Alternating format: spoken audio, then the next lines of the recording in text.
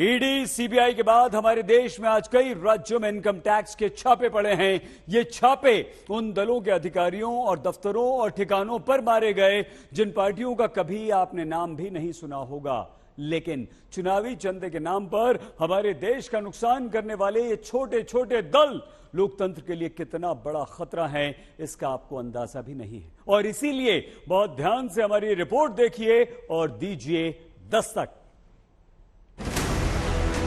एक दल चुनाव में जीतता है, कई दल चुनाव में हारते हैं, लेकिन एक तीसरा दल होता है जो न चुनाव जीतने के लिए लड़ता है न चुनाव हारने के लिए लड़ता है। वो तीसरा दल चुनाव के नाम पर सिर्फ खेलता है। ये तीसरा दल कौन है जिस पर अब आयकर विभाग नहीं मौन है? वो तीसरी पार्टी जो चुनाव आने के वक्त खरपतवार की तरह देश में उगकर नेतागिरी का निवेश करती है। कभी आपको अंदाजा नहीं होता कि ऐसी पार्टियां देश में काले धन की खेती करने में कितनी बड़ी सहयोगी हो जाती हैं। जरा कुछ नाम सुनिए: अंबेडकर क्रांति दल, अवामी सोशलिस्ट पार्टी, लोकतांत्रिक चेतना पार्टी, एकता क्रांति दल, जय जनतंत्र जय जनार्दन पार्टी, जय समाज पार्टी, लैटिन कांग्रेस, पश्चिमी प्रजातंत्र मोर्चा, भारतीय बौद्धिक विचार पार्टी। ऐसे ऐसे दलों के नाम जो आपने सुने नहीं होंगे, लेकिन चुनाव के आसपास ऐसे दलों की बाढ़ आती है। ये चुनाव नहीं लड़ते, जनता के हित में चुनाव में उतरने का दिखावा करके देश में काले धन का विकास करते हैं, जिनके खिलाफ बुधवार को एक साथ कई राज्यों में आयकर विभाग की टीम ने दस्तक दी। अकेले यूपी में दावा है 20 से ज्यादा जिलों में छापेमारी हुई। कानपुर, लखनऊ, सुल्तानपुर में हुई छापेमारी से आप ये कहानी समझिएगा, आखिर कैसे छोटी छोटी पार्टियां उगती हैं और काले धन को सफेद करने का खेल रचती हैं। इस वक्त मौजूद है कानपुर में एक लोकेशन पे जहां पे इनकम टैक्स की टीम छापेमारी कर रही है। लखनऊ में इस समय गोपाल राय के आवास पर यहां पर छापेमारी की जा रही है। कानपुर में जनराज्य पार्टी, लखनऊ में क्रांतिकारी समाजवादी पार्टी, सुल्तानपुर में अपना देश पार्टी चलाने वालों के ठिकानों पर इनकम टैक्स ने छापेमारी की। आप सोचेंगे इन पार्टियों का नाम तो सुना नहीं, फिर क्यों छापेमारी? हम कहेंगे रुकिए। बीजेपी के तमाम नेताओं की तस्वीर लगाकर एक एनजीओ और क्रांतिकारी समाजवादी पार्टी चलाने वाले गोपाल राय का ये लखनऊ में 3 मंजिला मकान है। भीतर पुलिस वाले दिखते हैं, अंदर और आयकर विभाग के अधिकारियों की टीम है। रेड डाली जा रही, लेकिन क्यों? कानपुर में इस घर को देखिए, साधारण सा घर है, जनराज्य पार्टी से जुड़े पदाधिकारी का घर है, जहां इनकम टैक्स के अधिकारी छापा मारते हैं, लेकिन क्यों? ये छापेमारी तब करी जा रही है जब जून के महीने में इलेक्शन कमीशन को कई कंप्लेंट्स मिली कि पॉलिटिकल पार्टीज इलीगल डोनेशंस लेकर सेक्शन 13A इनकम टैक्स का फायदा उठाकर पैसा ब्लैक को व्हाइट में कर रही हैं, जिसके बाद इनकम टैक्स को इन्वेस्टिगेशन सौंपी गई और उसके बाद ये पूरी छापेमारी आज करी जा रही है। आगे आप छोटे दलों के काले खेल को समझें, उससे पहले अमीरी और गरीबी के फर्क को नोट कर लीजिए। जो कहता है कि भारत के 10 सबसे अमीर लोग अगर रोज 7 करोड़ रुपए खर्च कर दें तो दौलत खत्म होने में 84 साल लगेंगे। भारत में टॉप के 98 अरबपतियों पर सिर्फ 1% एक्स्ट्रा टैक्स लगाकर 7 साल तक आयुष्मान योजना की फंडिंग हो सकती है। देश के टॉप 98 अरबपतियों पर 4% का अतिरिक्त टैक्स लगाकर 17 साल तक सिर्फ उसी पैसे से मिड डे मील योजना चल सकती है। भारत में टॉप के 100 लोगों के पास इतनी संपत्ति है जिससे अगले 365 साल तक भारत में national rural livelihood mission scheme को चलाया जा सकता है। अमीरी और गरीबी के बीच फर्क बताने वाले इन आंकड़ों के बाद सच्चाई यह है कि देश में कालाधन अब भी लगातार बहुत सारे लोगों के घरों से निकल रहा है। चुनाव के दौरान गाड़ियां ब्लैक मनी उगलती हैं। ऐसे हर नोट के पीछे वही छोटे दल जिम्मेदार होते हैं जो सिर्फ नाम के लिए पार्टी बनाते हैं। ऐसे दल जहां आयकर विभाग छापा मार रहा है, उनका असली खेल कुछ और होता है।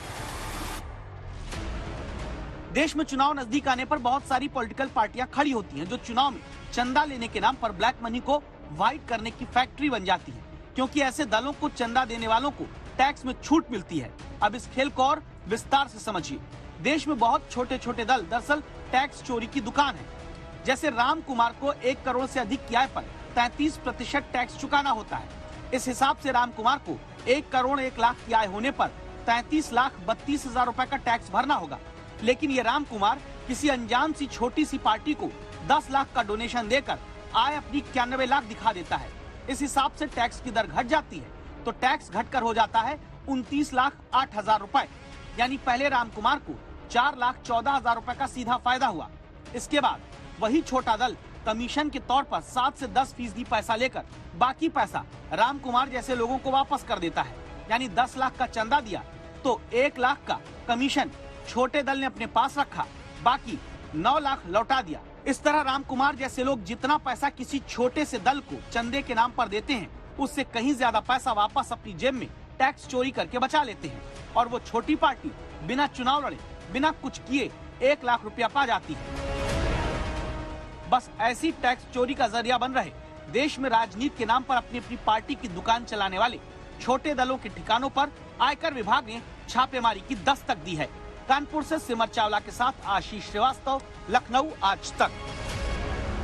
छोटे दलों की काली कमाई का ये खेल आपने देख लिया। और अब खबर हमारे देश में मान्यता प्राप्त राजनीतिक दलों की, जिनके लिए नियम होता है कि बीते हुए लोकसभा चुनाव में जो पार्टी कुल वोट का कम से कम 1% प्राप्त करती है, हासिल करती है, उस पार्टी के लिए कोई भी व्यक्ति, संस्था, संगठन या कंपनी खुद से चुनावी बॉन्ड खरीदकर पार्टी के खाते में वो जमा करवा सकती है। ऐसे चुनावी बॉन्ड से कितनी कमाई पार्टियों की चंदे के रूप में होती है, इसका भी एक सच इसी साल के पहले महीने के हिसाब से समझ लीजिए, जहां जनता की कमाई बढ़ती नहीं और पार्टियों की कमाई घटती नहीं।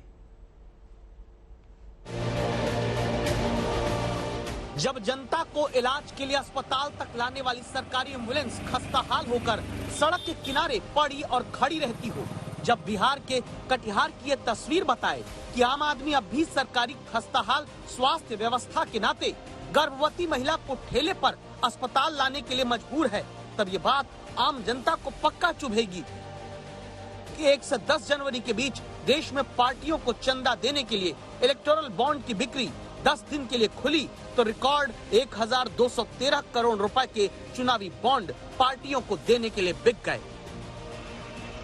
जब बिहार के हाजीपुर में एम्बुलेंस की हालत यूं हो कि पहले धक्का मारो तब स्टार्ट होती है, जब बिना धक्के के सरकारी अस्पतालों तक लाने वाली एम्बुलेंस को चलाया भी ना जा सके, सरकाया भी ना जा सके, जब हाजीपुर के सदर अस्पताल में हालत ये हो कि ज्यादातर एम्बुलेंस मरीज को सुरक्षित समय तक अस्पताल लाने की हालत में ना दिखें, जब धक्का मार ड्राइवर बनने की जगह एम्बुलेंस ड्राइवर हड़ताल कर दे,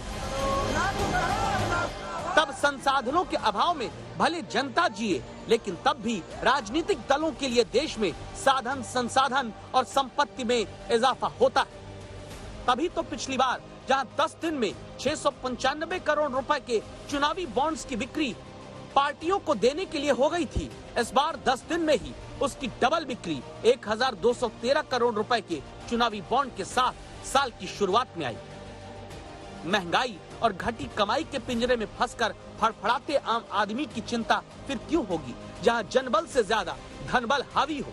नतीजा ये है, जब एक तरफ संसद में बताया जाता है कि केंद्र सरकार की नौकरियों में 1 मार्च 2020 तक 8,72,243 पद खाली पड़े हैं, तब ये भी जानकारी आ जाती है कि दिल्ली में 1 जनवरी से 10 जनवरी के बीच 117 करोड़ रुपए के चुनावी बॉन्ड स्टेट बैंक की शाखा से पार्टियों को चंदे में देने के लिए बेचे गए। जब राज्यसभा में सरकारी आंकड़ा कहता है कि केंद्र के तहत आने वाली समूह ग की नौकरियों में 1 मार्च 2020 तक 7,56,146 पद खाली हैं, तब ये भी पता चलता है कि चुनावी दलों का पार्टी फंड वाला खाता भरने के लिए कोलकाता की स्टेट बैंक की शाखा से जनवरी के पहले 10 दिन में 154 करोड़ रुपए और मुंबई की शाखा से 489 करोड़ रुपए के चुनावी बॉन्ड्स खरीदे गए। नियम के मुताबिक अब तक ये चुनावी बॉन्ड्स पार्टियों की चुनावी चादर में यानी खाते में पहुंच गए होंगे। मतलब ये कि साल के पहले 25 दिन के भीतर 1,213 करोड़ रुपए का चुनावी कल्याण देश के दलों का हो चुका है। संजय शर्मा, दिल्ली आज तक।